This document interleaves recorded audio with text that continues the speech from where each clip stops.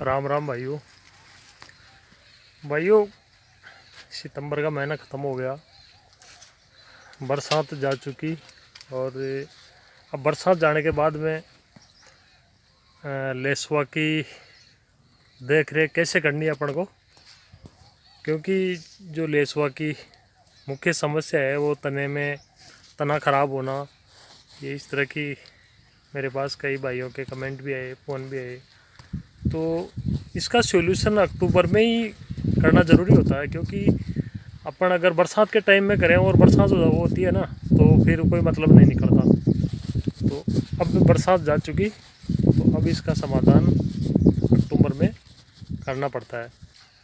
जो लेसवा गूंदा के लिए इतनी खतरनाक बीमारी है तना खराब होने की, जो एक के जो मान के चलते हैं, एक तरह से जैसे कैंसर होता है पेड़ का, उस तरह की कैंसर जैसी बीमारी है ये लसोड़ा और गोंदा के लिए।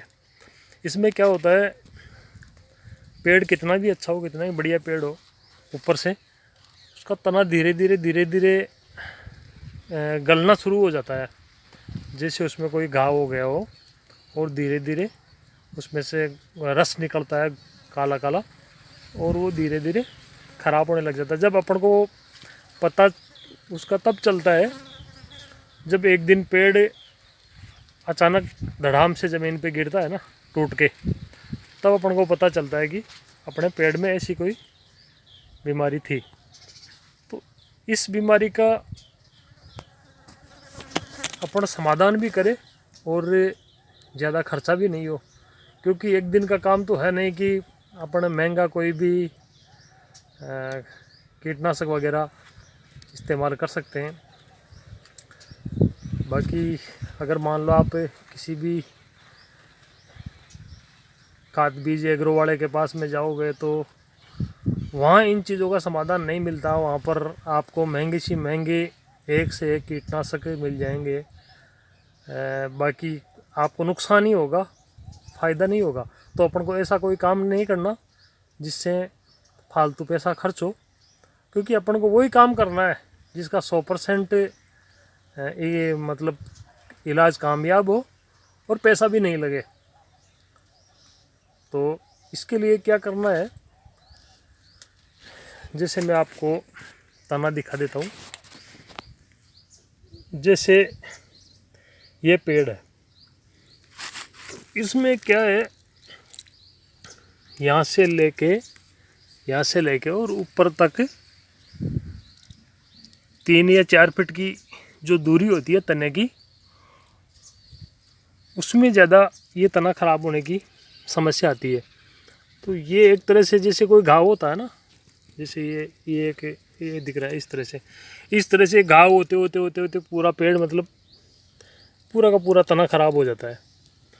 इसके लिए अपन को सस्ता सुंदर इलाज करना है, जिसमें ज़्यादा पैसे भी खर्च नहीं हो और 100% समाधान भी हो।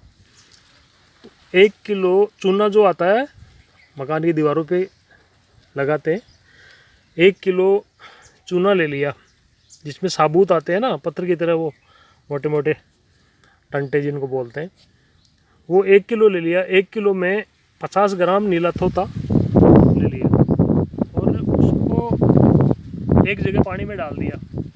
पानी में दोनों के अच्छी तरह से गल जाने के बाद में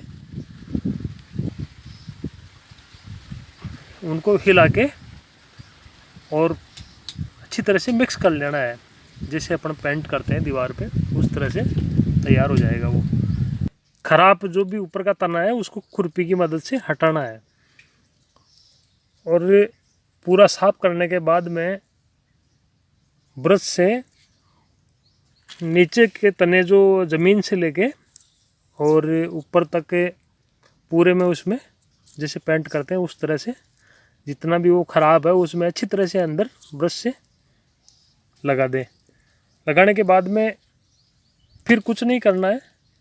वैसे तो एक ही बार में इसका समाधान हो जाता है।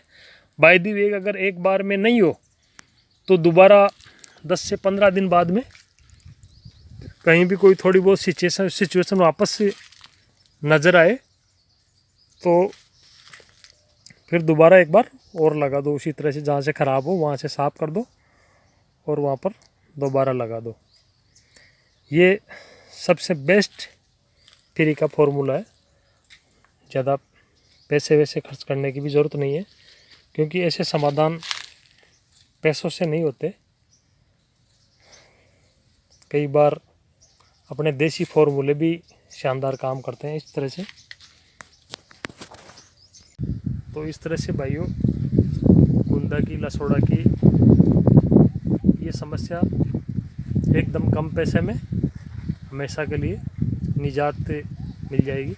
और दूसरा, अगर मान लो बाई द वे एक बरसात हो जाए, तो बरसात होने के 2-4 दिन बाद में फिर से आपको दोबारा यही प्रक्रिया करनी पड़ेगी, क्योंकि ऊपर अगर ये पेस्ट लगाने के बाद में ऊपर अगर बरसात होती है तो फिर ये कारगर नहीं होता।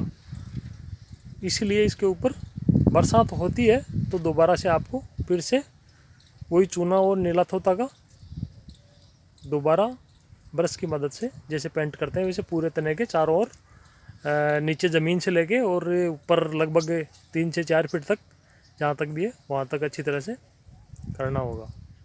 तो ठीक है भाइयों।